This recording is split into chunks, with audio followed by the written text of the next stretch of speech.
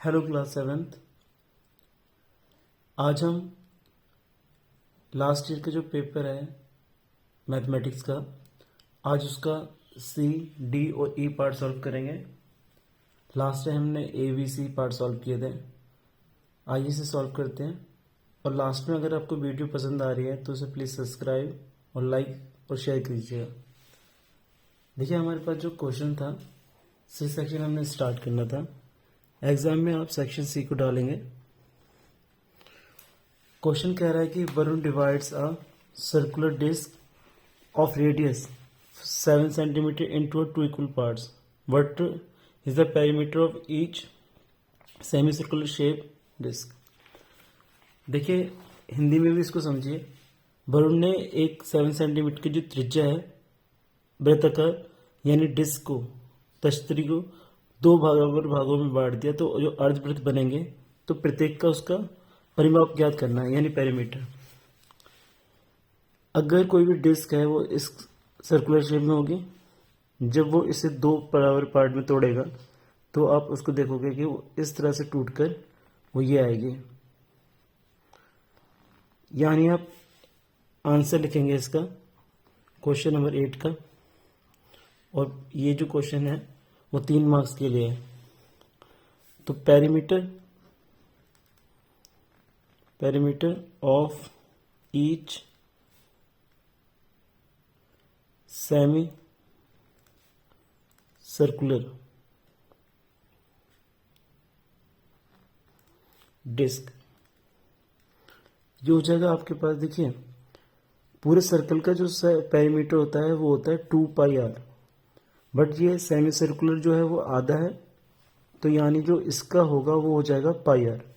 जो सर्कल का सरकमफ्रेंस होता है वो होता है 2πr, और हमारे पास जो है वो सेमी सर्कल है, तो सेमी सर्कल का जो सरकमफ्रेंस हो जाएगा वो हो जाएगा हमारे पास πr, क्योंकि इसको 2 से डिवाइड करोगे तो ये यानी πr।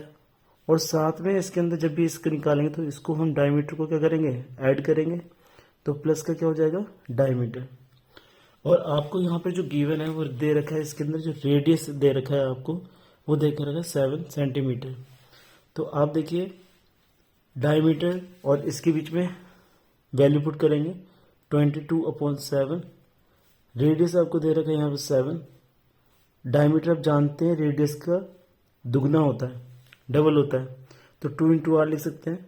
तो 22/7 मल्टीप्लाई 7 प्लस 2 मल्टीप्लाई 7। 7 से यहाँ पर 7 कैंसिल हो जाएगा और आपके पास यहाँ पर बचेगा 22 प्लस का 14। जब आपने इसको प्लस किया तो ये आपके पास आ गया 36, और यही हमारे इतना सेंटीमीटर, यानी इसका भी जो सेमी पेरीमीटर है वो 36 होगा, और इस नीचे वाले का भी अगर निकालेंगे तो वो भी कितना होगा, 36। ध्यान से देखिए, सेमी सर्कल का आपने जो सरकमफ्रेंस है वो लगाया आपने πr, क्योंकि 2πr पूरे सर्कल का होता है, और प्लस इसके अंदर जो डायमीटर को हम प्लस करेंगे तो इसके अंदर हो जाएगा आपके पास d यानी डायमीटर। डायमीटर को आप 2 इंटू आर के फॉर्म में लिख सकते हैं, क्योंकि डायमीटर जो होता है वो रेडियस का क्या होता है, अगर डबल होता है तो इस तरह से आप इसको रिप्रेजेंट कर सकते हैं। इसके अंदर और पार्ट भी है, अगर किसी स्टूडेंट को अगर ये पार्ट समझ में नहीं आया तो वो और पार्ट कर सकता है। देखिए, इसमें क्या रहा कि a cow has a tied with a 10 metre long rope. एक गाय को 10 मीटर लंबी रस्सी से बांध दी जाता है। She started a make circular round and on the pole find the distance travel in 10 rounds. अगर कोई गाय है, मान लीजिए यहाँ से इस तरह से कोई भी काव अगर किस तरह से राउंड लगाएगी तो वो सर्कुलर पाथ होगा, ये सेंटर है वो, तो यहाँ से यहाँ तक का जो डिस्टेंस है यानी वो आपका जो काम करेगा वो आपका रेडियस का काम करेगा, त्रिज्या का काम करेगा। तो ये दे रखा है आपको 10 मीटर। अब वो 10 राउंड लगाएगी तो यानी जो भी आपका सरकमफ्रेंस होगा उसको आपको किससे मल्टीप्लाई करना पड़ेगा, 10 से। तो यहाँ पर आप लिखेंगे find the distance travel by the cow in 10 rounds. तो लिखेंगे आप, सॉल्यूशन डालेंगे इसका, और ये आपका ए पार्ट था। जब भी आप इस तरह और करके करें तो बी पार्ट क्वेश्चन नंबर आपका 8 का। तो आप यहाँ पे लिख सकते हैं टोटल डिस्टेंस कवर बाय काव इन 10 राउंड। तो यहाँ पर आपको पता है कि 10 मल्टीप्लाई कितना हो जाएगा 2πr, क्योंकि एक सरकमफ्रेंस जब यहाँ से जो काव है वो अगर स्टार्ट करेगी और वापस घूम के आएगी तो 2πr होगा, बट 10 बार उसने चक्कर लगाए तो 10 से इसकी मल्टीप्लाई हो जाएगी, 10 मल्टीप्लाई 2πr। तो देखिए आप यहाँ पर 10 और पाई की वैल्यू आपको यहाँ दे रखी है 3.14, जो वैल्यू दे रखी है वही आपने लगानी है। और हमारे पास 2 मल्टीप्लाई इंटू, और आपके पास 10 की वैल्यू रेडियस दे रखा आपको 10, यहाँ से डेसिमल हटाएंगे तो आप यहाँ पर 100 लिखेंगे 1 और 2 जीरो जब उतारेंगे यहाँ से 1 जीरो से 1 जीरो कैंसिल, 1 जीरो से 1 जीरो कैंसिल, यानी 2 मल्टीप्लाई 314। इसकी मल्टीप्लाई जब आप करेंगे तो आपके पास 8, 2 और 6 सेंटीमीटर ये हमारा आंसर होगा। आगे देखिए क्वेश्चन नंबर जो हमारा नेक्स्ट है, क्वेश्चन नंबर 9। इसमें क्वेश्चन नंबर जो 9 है वो कह रहा है कि आपको एक पैलोग्राम दे रखा है in a figure, area of the parallelogram find करना है आपने, और आपको एक ट्राइंगल जो इसमें बन रहा है TPS या TSP, तो आपको उसका एरिया दे रखा है। इस पिक्चर को ध्यान से समझिए। इस पिक्चर में जैसे आपसे कह रहा है कि पैलोग्राम दे रखा है आपको, तो आपने सबसे पहले पैलोग्राम कंस्ट्रक्ट कर लिया। जो पैलोग्राम वो लगभग ऐसा है, और आपने जब इसको बनाया तो आपके पास नाम है इसका SRQP यानी PQRS, और यहाँ से एक और लाइन दी है। याद रखिएगा ये इसकी हाइट नहीं होगी, ठीक है, पैलोग्राम की ये हाइट नहीं है।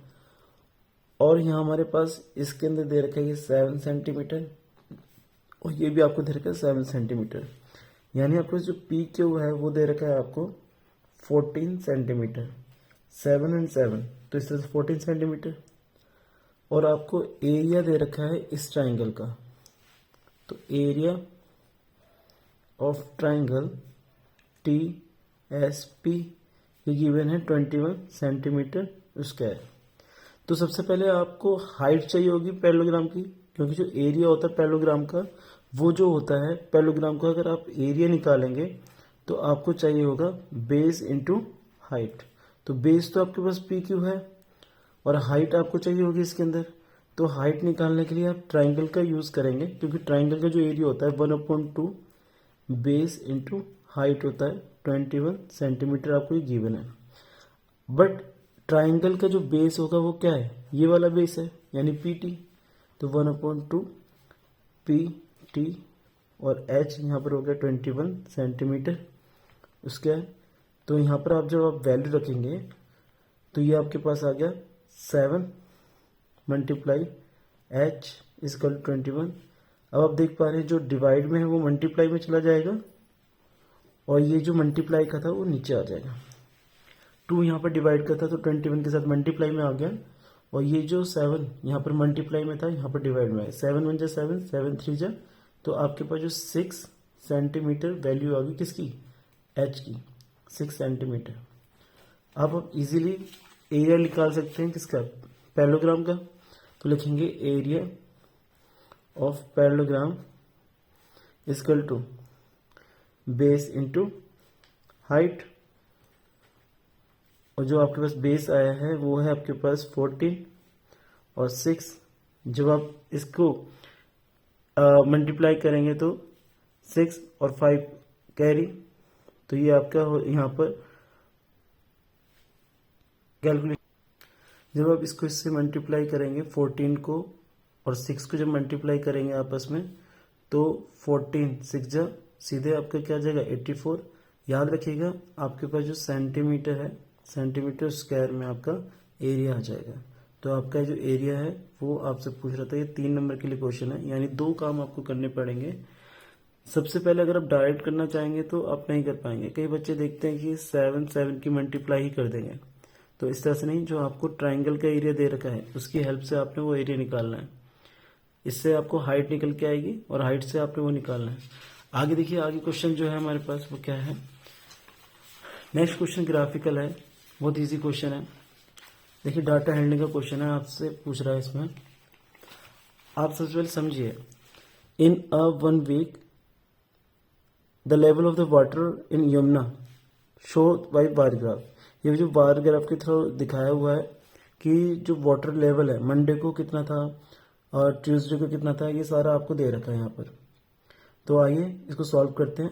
पहला क्वेश्चन इसमें देखिए क्या कह रहा है, for which 2 days of the week was the water level is equal. देखिए आपसे इसमें कह रहा है कि कौन से 2 दिन हैं जिसके अंदर वाटर लेवल जो रहा है वो इक्वल रहा है।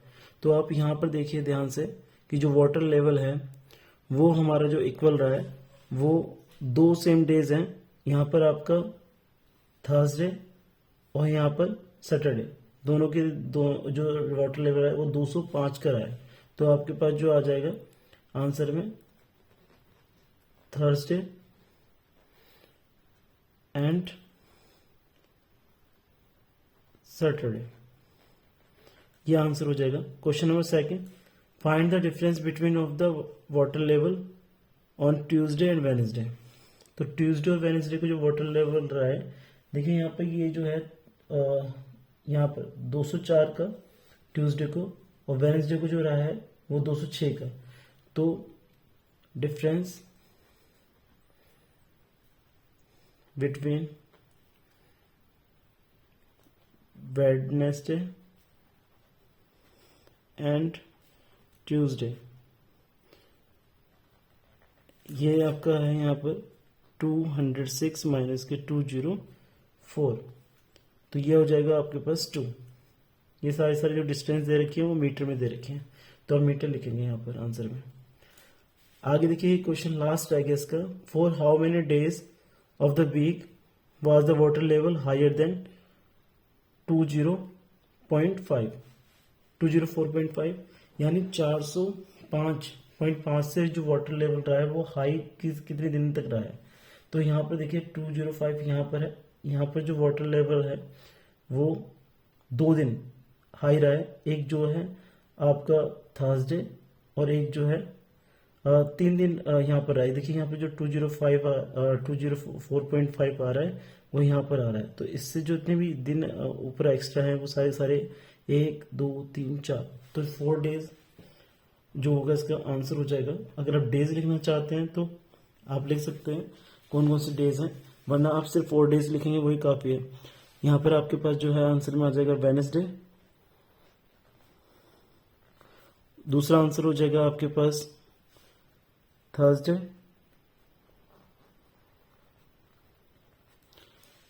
Friday and Saturday. बट वो नंबर ऑफ डेज पूछ रहा था आपसे, तो आप नंबर ऑफ डेज लिखकर इसे छोड़ सकते हैं। आई होप आपको ये क्वेश्चन समझ में आया होगा। नेक्स्ट क्वेश्चन जो है आपका सेक्शन डी, यहां से स्टार्ट होता है। तो सेक्शन डी में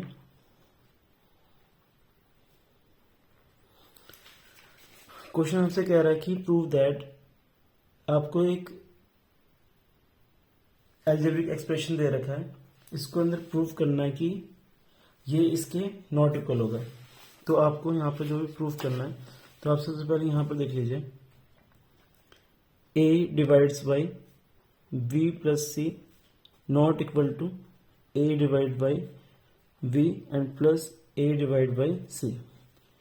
और जो हमें वैल्यू दे रखी है हमको, तो पुट कर देंगे आप इसके अंदर a equal to 24, v equal to -12 and c equal to -3। तो आपके पास सबसे पहले आप लेफ्ट हैंड साइड को सॉल्व करेंगे। देखिए इक्वल के इस साइड जो है वो हमारी जो वैल्यू होती है उसे लेफ्ट हैंड साइड बोलते हैं, इक्वल के इस साइड जो वैल्यू है उसे राइट, दोनों को हम अलग अलग सॉल्व करेंगे। अब देखिए यहाँ पे 24 डिवाइड बाई v की वैल्यू जो है हमारे पास है -12 और प्लस -3। इस तरह से आपने इसको ब्रैकेट में क्लोज कर लिया।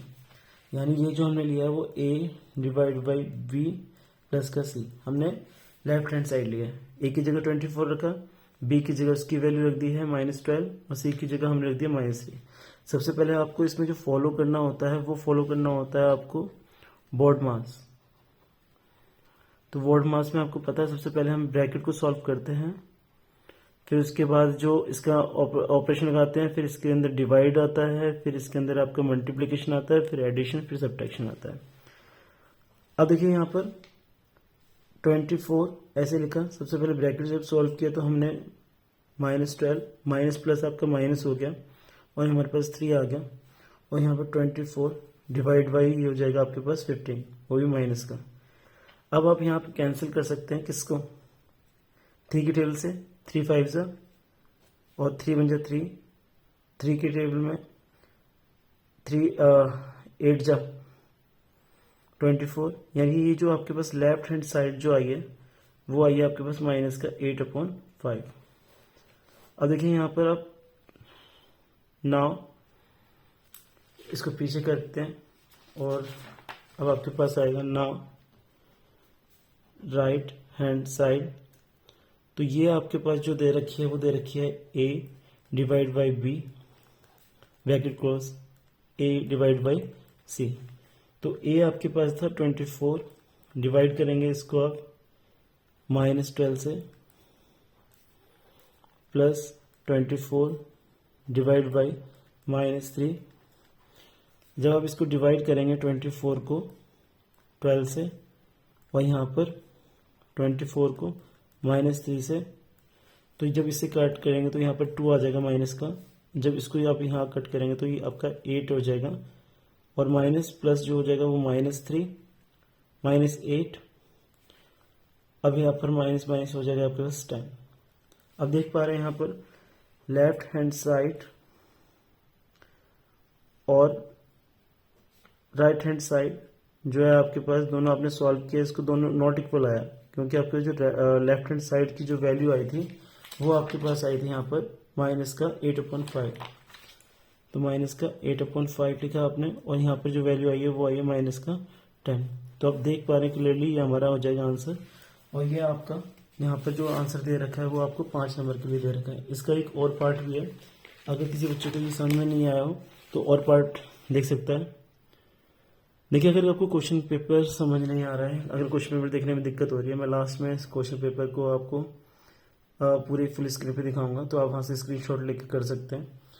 अब देखिए यहाँ पर नेक्स्ट जो क्वेश्चन है आपका और वाला, in a text 3 marks given for every correct answer. देखिए इस तरह के क्वेश्चन कई बार पूछे जाते हैं और 2 मार्क्स इज इनकरेक्ट आंसर के लिए -2 अवार्ड दिया जाता है और अगर कोई अटैम्प्ट नहीं करता उसके मार्क्स 0 हो जाते हैं। तो इस तरह के क्वेश्चंस करने के लिए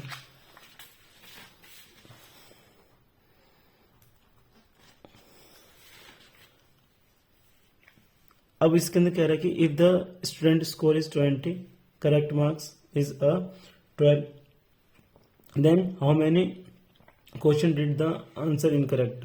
तो सबसे पहले आप ये लिख लीजिए, लेट नंबर ऑफ इनकरेक्ट, जो उसके नंबर ऑफ इनकरेक्ट क्वेश्चंस हैं वो हमारे पास जो हैं वो x है। सो आपके जो इक्वेशन बनेगी, देखिए किसी भी करेक्ट क्वेश्चंस को अगर मल्टीप्लाई करेंगे आप 3 से और प्लस जितने भी उसके इनकरेक्ट क्वेश्चंस होंगे उनको आपने मल्टीप्लाई करना होगा -2 से और जो स्कोर है उसका वो हो जाएगा 20। ऐसे तो होगा, जितने उससे सही क्वेश्चन करे होंगे उसको 3 से मल्टीप्लाई कर देंगे, जो इनकरेक्ट क्वेश्चन करे होंगे वो -2 से, तो अभी तो आपका स्कोर आएगा उसमें से प्लस करके। तो आपके पास जो करेक्ट क्वेश्चंस हैं उसकी वैल्यू दे रखी है आपको 12 मल्टीप्लाई 3। इनकरेक्ट आपको निकालना है, नंबर ऑफ इनकरेक्ट क्वेश्चन। आप इनकरेक्ट क्वेश्चन की जगह x भी ले सकते हैं और यहाँ पर माइनस का 2 इक्वल टू 20। ये हो गया आपके पास 36 प्लस का x मल्टीप्लाई माइनस के 2 इक्वल 20, क्योंकि इनकरेक्ट मैंने आपको एक्स यहाँ पर लेट कर लिया था तो इनकरेक्ट एक्स लिख दिया। ये प्लस का है, यहाँ जाएगा, और एक्स इक्वल टू आपके पास ये हो जाएगा आपके पास 20 माइनस का 36। यहाँ माइनस करेंगे तो आपका 16 बचेगा, वो भी माइनस का। एक्स की वैल्यू जो होगी 2 यहाँ पर डिवाइड में आ जाएगा, 16 अपॉन माइनस का 2। तो यहाँ से जब कैंसिल होगा तो 8, यानी उसने जो आंसर दिए होंगे वो 8 इनकरेक्ट आंसर दिए होंगे। एक बार फिर से इस क्वेश्चन को समझिए।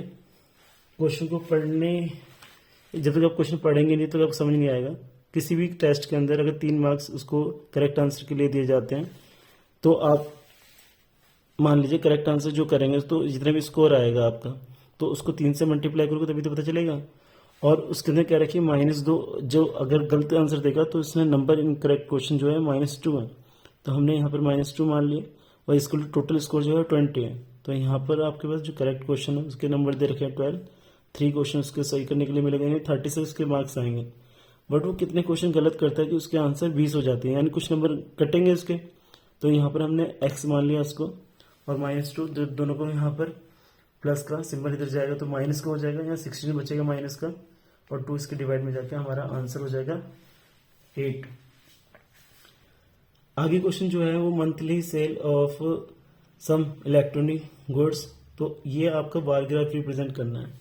देखिए ये क्वेश्चन आपका पेपर में 100% आपको मिलेगा बार ग्राफ देखने के लिए।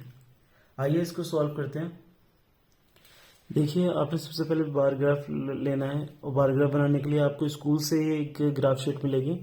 तो ग्राफ बनाने के लिए सबसे पहले आपने एक लाइन खींच लेनी है, जो एकदम जो लाइन होगी वो हमारी वर्टिकल लाइन होगी। इसको आप यहाँ पर वाई एक्सिस लिख देंगे, वाई एक्सिस।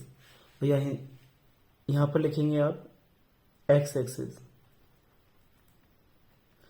अब ध्यान से देखिए आपके पास जो है वो दे रखा है इलेक्ट्रॉनिक गुड्स। तो आप यहाँ पर सबसे पहले 2 चीजें लिखिए, यहाँ पर लिखिए इलेक्ट्रॉनिक गुड्स,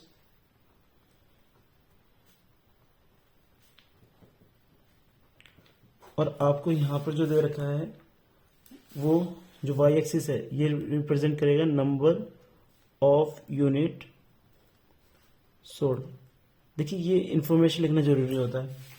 अब आप देख पा रहे हैं जो आपके पास इलेक्ट्रॉनिक गुड्स है, laptop, TV, washing machine, music system, fridge, ये सारे दे रखे हैं आपको। और यहाँ पर आपके पास नंबर है, तो आपके पास 40 तक गया है, तो आप इसमें 5 का गैप ले सकते हैं। ये 0, 5, 10, 15, 20, 25, 30, 35, और ये हमारा हो जाएगा यहाँ पर 40, इस तरह से। अब आपके पास जो यहाँ पर पहला दे रखा है ये देखिए, हमेशा जो बार ग्राफ होता है ना वो चिपका हुआ होता है। तो पहला जो है वो 15 पे है, तो यहाँ से ऐसे करके जाएंगे और स्केल की हेल्प से आप लाइन खींचेंगे, और आपने यहाँ पर इसको अंदर लिख दीजिए। अगर आप नहीं लिख पा रहे तो आप ऐसे करके यहाँ लिख सकते हैं लैपटॉप। ये जो पहला बार ग्राफ है वो लैपटॉप के लिए दिखा रहा है, या इसके अंदर लिख सकते हैं, या इसके ऊपर लिख सकते हैं, कहीं पर भी लिख सकते हैं। दूसरा जो है वो 30 पे है, तो 30 के लिए आपने स्केल का यूज़ करना है। मैं पेन का यूज़ कर रहा हूँ। आपकी लाइन जो होनी चाहिए वो बिल्कुल सीधी आनी चाहिए। और ये आपका जो है वो है टीवी, या इसके अंदर ही लिख दीजिए आप, और इसके अंदर ये हो गया हमारे पास टीवी। नेक्स्ट जो है हमारे पास वॉशिंग मशीन है। वॉशिंग मशीन का 40 पे गया है, तो आप यहाँ से इस तरह से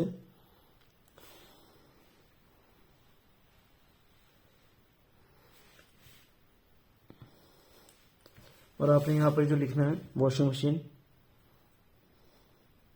देखिए करने का तरीका सबका सही होता है, बट बच्चे कहाँ गलतियाँ करते हैं वो ध्यान से रखिए।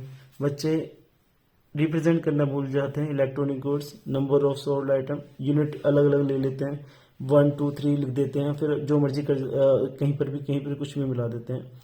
नेक्स्ट जो है वो 10 है। 10 पे जो है वो है आपके म्यूजिक सिस्टम।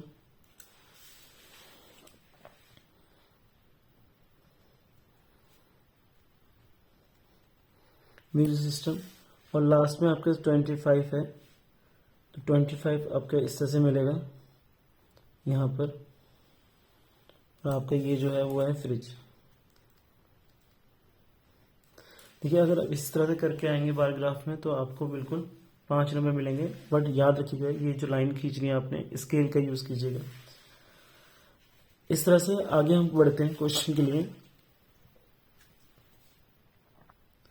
देखिए क्वेश्चन जो हमारा लाइंस एंड एंगल्स का क्वेश्चन है, इसके अंदर देखिए आपसे कह रहा है कि ए बी इज पैरेलल। इस तरह से एक लाइन दे रखी है ए बी, और ये पैरेलल जो दे रखी है वो दे रखी है सी डी के। यहां से एक दूसरी लाइन है जिसका नाम है आपका डी और सी। इस तरह से एक लाइन दूसरी भी है और वो आपको यहां पर पैरेलल बोल रहा है। ये इस तरह से बन के आया, एफ ई नाम है इसका, और यहां पर हमारे पास जी और एच। ये आपको यहां दे रखा है 75, यहाँ एक्स दे रखा है आपको, ये वाई, और यहां पर जेड। देखिए इसके लिए आपको समझना होगा ये सेम डायरेक्शन में जो एंगल्स होते हैं ना, ये आपस में हमेशा इक्वल होते हैं क्योंकि कॉरेस्पॉन्डिंग एंगल कहलाते हैं। तो यहाँ पर लिखेंगे A B is parallel to E F, तो एंगल एक्स इक्वल टू हो जाएगा 75। सीधे आपने आंसर दे देना है और यहाँ पर आपने रिलेशन लिख देना है कॉरेस्पॉन्डिंग एंगल का, कॉरेस्पॉन्डिंग एंगल का। याद रखिएगा अगर कोई लाइन पैरेलल है तो सेम डायरेक्शन के जो इस तरह के एंगल होंगे वो आपके क्या कहलाएंगे, कॉरेस्पॉन्डिंग एंगल कहलाएंगे। जैसे आपको मैं इस तरह से ये जो सेम डायरेक्शन, अब देखिए ध्यान से देखिए इस तरह से भी सेम डायरेक्शन है ऊपर की साइड में, नॉर्थ की साइड में, तो आप एक्स और वाई की वैल्यू यहाँ पर जो होगी वो इक्वल हो जाएगी और आपके पास जो आएगा वो क्या आ जाएगा 75 डिग्री आ जाएगा। सेम रीजन क्योंकि हमारे पास जो है वो कॉरेस्पॉन्डिंग एंगल आ जाएंगे। अब देखिए ध्यान से ई एफ आपके पास पैरेलल है एच जी के, तो वाई प्लस का जेड, ये आपके पास जो सम आएगा इसका वो आएगा 180, क्योंकि हमेशा जो इंटीरियर एंगल होते हैं ये आपके इंटीरियर एंगल होते हैं। इंटीरियर एंगल को हिंदी में अंतःकोण कहते हैं। इनका जो सम होता है, जैसे मान लीजिए इस तरह से कोई लाइन है तो उसके अंदर जो एंगल बनते हैं, दो लाइन के बीच के एंगल जो होते हैं उनका सम हमेशा 180 होता है। इसको हिंदी में संगत कोण कहते हैं। अब देखिए यहाँ पर जो y की वैल्यू दे रखी है वो आपकी आई है 75 और z आपने निकालना है तो 180, तो z आपके पास जो आएगा 180 माइनस का 75, जब आप इसे माइनस करेंगे तो 105 आएगा, तो z की वैल्यू जो आपके पास होगी 105 डिग्री। ये हमारा यहाँ पर आंसर आ जाएगा। इसी तरह से नेक्स्ट जो इसका सेकंड पार्ट क्वेश्चन है वो उसको देखिए। ये आपके 5 नंबर के लिए क्वेश्चन चल रहे हैं। क्वेश्चन नंबर आपके पास जो 14 है, 13 का ही और पार्ट आपसे कह रहा है कि ए और बी डी। देखिए आप ध्यान से इस क्वेश्चन को देखिए, ए और बी डी ये आपस में पैरेलल है। अगर बी ए ई इसकी वैल्यू आपको 70 दे रखी है और बी ई और इसकी वैल्यू आपको जो दे रखी है वो दे रखी है 50। तो आपसे कह रहे हैं find the angle E B D, तो आपसे ये वाला एंगल पूछ रहा है आपसे और अलग अलग एंगल पूछ रहा है डी बी सी, तो डी बी सी ये पूरा पूछ रहा है आपसे। ई बी ए ये अंदर वाला एंगल पूछ रहा है।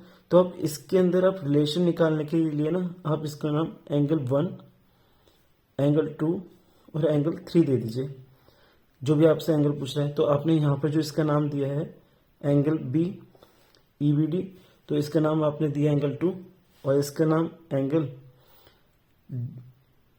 दिया है आपने 3, इसका नाम एंगल दिया है आपने 1, और जो भी एंगल बन रहे हैं आप मुझे एंगल 1, 2, 3 की वैल्यू निकाल के बताइएगा। आप देखिए मैं थोड़ा हिंट देता हूँ, ये एक ट्राइंगल बन जाएगा बी ए बी ई, तो तीनों का सम जो होगा वो 180 हो जाएगा, यानी एंगल 1 इज प्लस 50 और एंगल 70, ये हो जाएगा आपके पास 180। तो आप जब इन दोनों को प्लस करके इधर से माइनस करेंगे तो एंगल 1 की वैल्यू जो आएगी वो आ जाएगी आपके पास 60। बाकी मुझे अब आपको पता है कि जो बाहर वाला एंगल होता है यानी एंगल 2 प्लस एंगल 3, यानी ये जो पूरा निकल के आएगा वो अंदर की जो ये एक्स्ट्रा एंगल है तो इंट्री एंगल के सम के इक्वल होता है 50 प्लस का 70, तो ये आपके 120 आ जाएगा निकालने के बाद दोनों का सम। आप मुझे एंगल बाकी जो भी एंगल है उसकी वैल्यू आप मुझे कमेंट बॉक्स में कमेंट करके बताइए आपने क्या सॉल्व करके निकाली है। देखिए आगे बढ़ते हैं, वीडियो बहुत ज़्यादा बड़ी हुई है इसलिए मैं आगे क्वेश्चन जल्दी कर रहा हूँ। हमारे पास जो क्वेश्चन सेक्शन ई है, क्वेश्चन नंबर 13 का जो और पार्ट है इसके आप आंसर मुझे कमेंट बॉक्स में बताइएगा। सेक्शन ई का जो क्वेश्चन केस स्टडी बेस है, बहुत इजी क्वेश्चन है इसके अंदर, आप इसको वर्बली कर पाएंगे। लास्ट हमारे 2 से 3 क्वेश्चन रह गए हैं। और जैसे इसमें कह रहा है कि Purnima got a her account open, वो एक अकाउंट को अपने ओपन करवाती है और she deposit and withdraw money, ये हमें स्टेटमेंट दे रखे है उसकी। अकाउंट ओपन होता है उसका 1 मई को और वो अमाउंट 500 रुपये के साथ अपना अकाउंट खोलती है, यानी 500 रुपये डिपॉजिट करती है और 500 रुपये उसका बैलेंस है और डिपॉजिट करती है फिर 1000 रुपीज़, 1500 उसका अमाउंट हो जाता है। फिर 7 को जो 7/6 को वो जाती है और 200 रुपये और भी सबमिट करती है। तो इस तरह से, तो आपसे क्वेश्चन देखिए क्या कह रहा है, आप समझ गए होंगे स्टेटमेंट किस तरह से डिपॉजिट विड्रॉ। डिपॉजिट जो होगा तो प्लस का साइन आएगा, विड्रॉल होगा तो माइनस का साइन आ जाएगा। How much money did a Purnima withdraw in her account in 3 months, May to July. तो 3 मंथ्स में इसने कितनी जो अमाउंट है विड्रॉल किया है।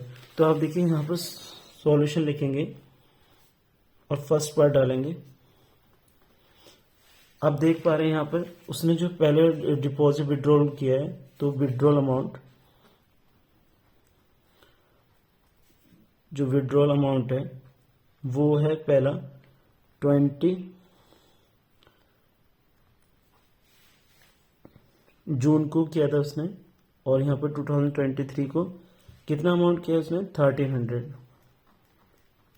फिर उसने जो दूसरा अमाउंट विड्रॉल किया है वो किया है उसने 31 जुलाई को 2023 को, यानी उसने जो किया है यहाँ पर 1500। तो जो टोटल अमाउंट हो गया विड्रॉल का 2800, यानी इतना अमाउंट उसने क्या करा है विड्रॉल किया हुआ है। नेक्स्ट इसमें क्वेश्चन कह रहा है कि how much money did a Purnima deposit in her 2 months June and July in her account 2 months. तो उसने कितने जून और जुलाई का पूछ रहा है, तो आपका इसमें मई को कंसीडर नहीं किया जाएगा सेकंड पार्ट में। तो यहाँ पर जो डिपॉजिट आएगा, तो डिपॉजिट पूछ रहा है किसका, सिर्फ जून एंड जुलाई। तो जून और जुलाई का भी डिपॉजिट जो किया है उसने, जून में जो डिपॉजिट किया है पहले, देखिए यहाँ पर, यहाँ से स्टार्ट होता है जून का। तो सबसे पहले उसने 200 डिपॉजिट किया था और ये जो डेट है वो है आपके पास 7 जून, और फिर 7 जून के बाद उसने 20 जून को भी डिपॉजिट किया है, नहीं 20 जून को उसने विड्रॉल किया है, 30 जून को उसने विड्रॉल डिपॉजिट किया उसने, वो किया है आपने उसने 2500, और जो टोटल अमाउंट आ गया उसका वो आ गया 2700, इतना अमाउंट। तो आपके पास इस तरह से आपने क्वेश्चन को ध्यान से पढ़ के करना है। नेक्स्ट क्वेश्चन जो है, if the Purnima deposit 3000 and withdrawal 700 in August 2003, then what is the balance of her account in 31। देखिए अभी जो उसके अकाउंट में बैलेंस है वो है उसका 1400। तो अगर वो अगस्त, तो टोटल बैलेंस जो उसका होगा आफ्टर 3000 डिपॉजिट, अगर वो डिपॉजिट करता है उसका जो है आपका बैलेंस होगा, तो 1400 के अंदर जो होगा 3000 प्लस हो जाएगा। तो ये आपके पास जो आएगा यहाँ पर हमारे पास 4400, इतना रुपीज़ आएगा अगस्त के अंदर। ये जो इसके बैलेंस रहा तो ये अगस्त में। अब कह रहा है देन 31 को, तो यहाँ पर विड्रॉल, जो वो विड्रॉल कर लेगा अमाउंट को, और जो विड्रॉल अमाउंट है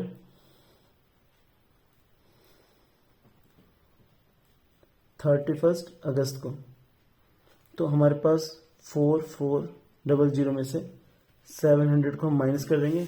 जो भी आंसर आएगा हमारे पास वो हमारा आंसर हो जाएगा। मुझे कमेंट बॉक्स में बताइएगा आपका आंसर कितना आया। इसका जो नेक्स्ट क्वेश्चन है वो कह रहा है कि Purnima wants to collect 5000 in her account birthday. अब वो 5000 कलेक्ट करना चाहती है, तो उसको नवंबर तक 3 महीने के लिए कितना डिपॉजिट करना पड़ेगा। तो ये तो आप इसका आंसर निकाल के बताइएगा मुझे कितना आंसर आया इसका। तो टोटल अमाउंट इसका जो था वो आपके यहाँ पर सब्ट्रैक्ट करने के बाद पता चल जाएगा कि कितना आया, फिर इसको कितना डिपॉजिट करना पड़ेगा, तो आपको पास पता चल जाएगा। नेक्स्ट देखिए हमारे पास जो क्वेश्चन है, देखिए क्लास जो अगला क्वेश्चन है रंगोली बेस्ड है। इसके अंदर आपसे नंबर ऑफ सिमेट्री लाइन पूछ रहा है। आपको 2 फिगर दे रखे हैं, एक का नाम ए दिया है और एक डिजाइन आपको फर्स्ट दिया है और एक डिजाइन सेकंड दिया है आपको। इसमें पहले क्वेश्चन कह रहा है how many lines are symmetry can be drawn as figure design 1। तो देखिए डिजाइन 1 में आप जब सिमेट्री लाइन ड्रॉ करते हैं तो इस तरह से आप एक, क्योंकि ये एक लिटिल ट्राइंगल है, और यहाँ पर 2 एंड यहाँ पर 3, तो पहले का आंसर हो जाएगा 3 सिमेट्री लाइन। तो सिर्फ 3 सिमेट्री लाइन पॉसिबल है। सिमेट्री लाइन समझते होंगे आप, जैसे कि किसी भी चीज़ को मैं काटता हूँ तो वो जितना हमारे पास लेफ्ट हैंड साइड में है उतना ही हमारे पास राइट हैंड साइड में आएगा। जैसे हम इसे छुपाएंगे तो हमें सेम दिखाई देगा। तो हमारे पास जो इसके अंदर आंसर हो जाएगा सिमेट्री लाइन्स हो जाएगा। दूसरा क्वेश्चन है इसके अंदर how many symmetry line can be drawn in design 2। तो डिजाइन 2 में कितनी सिमेट्री लाइन ड्रॉ कर सकते हैं। तो इसके अंदर 1, इस तरह से आप कर सकते हैं 2, इस तरह से कर सकते हैं 3, और यहाँ से आप ऐसे कर सकते हैं 4। यानी नंबर ऑफ सिमेट्री लाइन जो होंगी 4 सिमेट्री लाइन्स हो जाएंगी। अगला क्वेश्चन जो है हमारे पास उसमें कह रहा है how many circle are drawn in a second. तो देखिए ध्यान से कितने सर्कल ड्रॉ हुए हैं, 1 2 3 4। तो 4 सर्कल हुए हैं, तो थर्ड का जो आंसर है वो आपका हो जाएगा 4 सर्कल्स।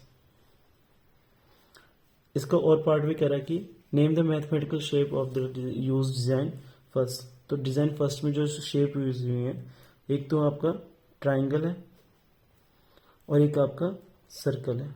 बस 2 ही शेप आपने यूज करी है इसके अंदर ड्रॉ करने के लिए।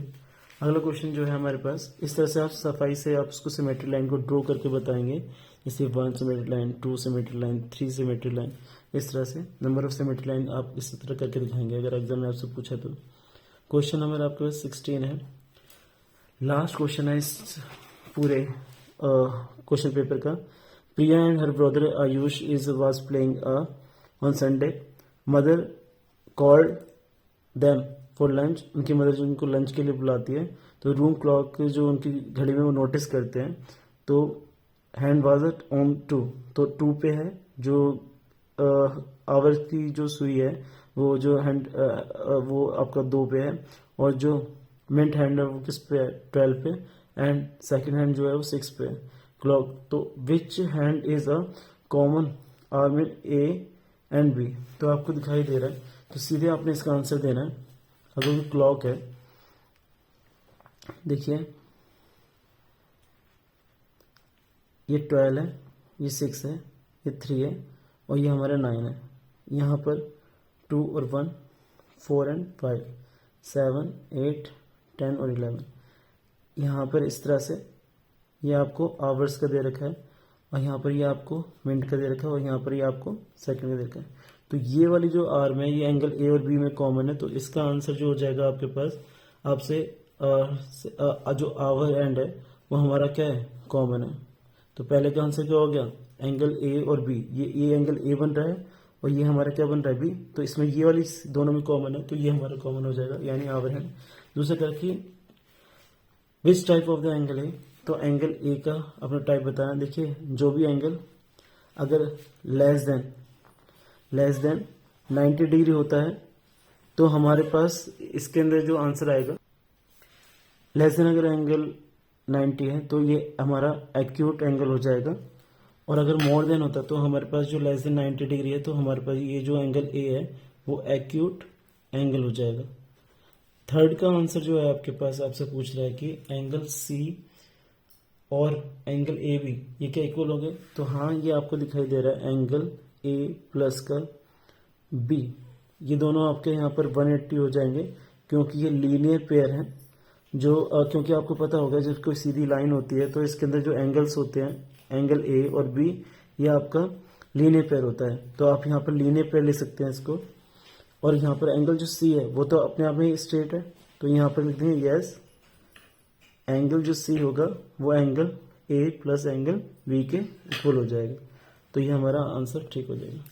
नेक्स्ट क्वेश्चन जो है इसका और पार्ट है, eight 5 o'clock what type of the angle formed by the clock from a mint hand end to our hand। अगर 5 o'clock पे यानी ये वाली सुई यहाँ पर आ जाएगी तो इनके द्वारा जो एंगल बनेगा, give the example of the angle between hand and, तो ये तो इन give a one here example between hand and 9 hours hand, तो किस पे देखिए यहाँ पर जब 90 का जब वो बनेगा तो आपको पता है कि यहाँ पर एक सुई इस पे 3 पे होना चाहिए, और ये जो यानी ये आपकी मिनट वाली मान लीजिए, और जो आवर्स वाली है वो आपकी जो होनी चाहिए वो 6 पे होनी चाहिए, तब आपका 90 डिग्री बनेगा। तो आप तो इसका एग्जांपल ले सकते हैं, ड्रॉ कर सकते हैं कुछ भी, और इसका एग्जांपल जो होगा आपके पास, अगर ये आपके पास 12 अगर 5 पे हो जाएगी तो 5 पे जो एंगल बनेगा वो आपका ऑब्ट्यूज होगा, ठीक है। क्योंकि ऑब्ट्यूज इसलिए होगा क्योंकि आपके पास इस तरह से 12 पे रहेगा और यहाँ पर जो है एंगल ए एंगल जो है यहाँ पर 5 पे, तो 90 से ऊपर चला जाएगा तो ये आपका ऑब्ट्यूज एंगल हो जाएगा। देखिए क्लास, अगर आपको सारी मेरी जो वीडियो है वो समझ में आई है तो प्लीज़ मेरे चैनल को लाइक कीजिएगा, सब्सक्राइब कीजिएगा, और आपकी जो नेक्स्ट वीडियो होने वाली है वो ज़्यादा इंपॉर्टेंट होने वाली है। उसमें जितने भी आपके एनसीईआरटी के मोस्ट इंपॉर्टेंट क्वेश्चंस जो रिपीट होते हैं वो आपके लिए जाएंगे, अलग अलग सैम्पल पेपर से मैं उसको बना के रखूँगा। तो प्लीज़ नेक्स्ट वीडियो को आप देखिएगा। Thank you class.